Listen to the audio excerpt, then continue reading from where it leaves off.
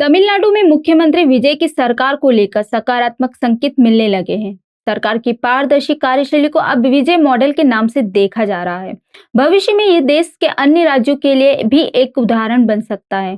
सत्ता संभालने के बाद मुख्यमंत्री विजय ने अपने वादे के मुताबिक राज्य की वित्तीय स्थिति और कर्ज का पूरा ब्यौरा सार्वजनिक किया है। उन्होंने साफ कहा था कि सरकार के फैसलों में गोपनीयता नहीं रहेगी और सभी सरकारी ठेके खुली बोली के जरिए दिए जाएंगे। इसी दिशा में पहला कदम उठाते हुए सरकार ने राज्य पर 1 लाख करोड़ के कर्ज की जानकारी सार्वजनिक की है और पहले से तय या सीमित ठेकेदारों को मिलने वाले टेंडरों की व्यवस्था पर रोक लगा दी है। ओपन बिडिंग का असर हुआ और सरकारी खर्च में बड़ी बचत हुई है। 28 जून को प्रकाशित इंडिया टुडे और द टाइम्स ऑफ इंडिया की रिपोर्ट्स के अनुसार लोक निर्माण विभाग और चेन्नई नगर निगम की सड़क मरम्मत से जुड़े टेंडरों में खुली बोली का सीधा असर दिखाई देने लगा है। कई ठेकेदारों ने सरकारी अनुमानित लागत से 25% से 30% कम कीमत पर काम करने की पेशकश की है। पहले ऐसे ठेके अक्सर अनुमानित लागत से अधिक कीमत पर दिए जाते थे।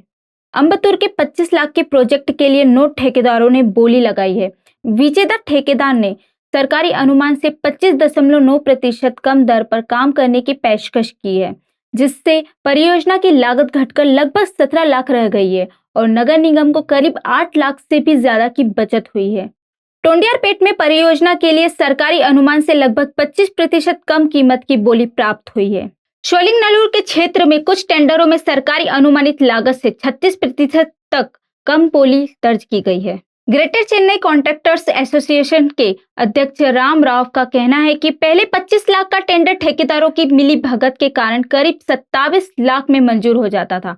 अब वही काम खुली प्रतिस्पर्धा की वजह से लगभग 16 लाख में पूरा होने की संभावना बन रही है।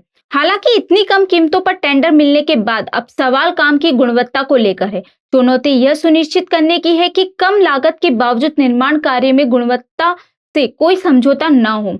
यदि सरकार पारदर्शिता के साथ गुणवत्ता भी बनाए रखने में सफल रहती है तो यह सब सफल रहेगा। अब कोशिश यही है कि जो प्रतिशत रिश्वत में जाता था वो अब नहीं जाए। यही कारण है कि ठेके की बोली से भी कम में ठेके दिए जा रहे हैं।